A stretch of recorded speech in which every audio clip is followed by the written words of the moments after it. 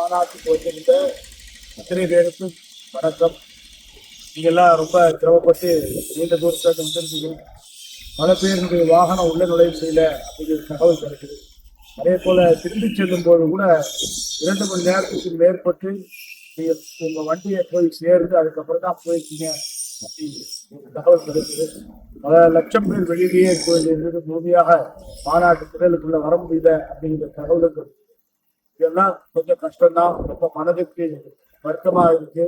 அதே சமயத்துல முருகனை நாடி முருக பக்தர்களாக நீங்க இங்க எடுத்திருக்கக்கூடிய முயற்சி, நீங்கள் அனுபவித்த கஷ்டங்கள் எல்லாம் முருகப்பெருமானுடைய அனுபவம் உங்களுக்கு கிடைக்கும். முருகனுக்காக நீங்கள் இவ்வளவு பேரும் வந்திருந்தது ரொம்ப சந்தோஷம்.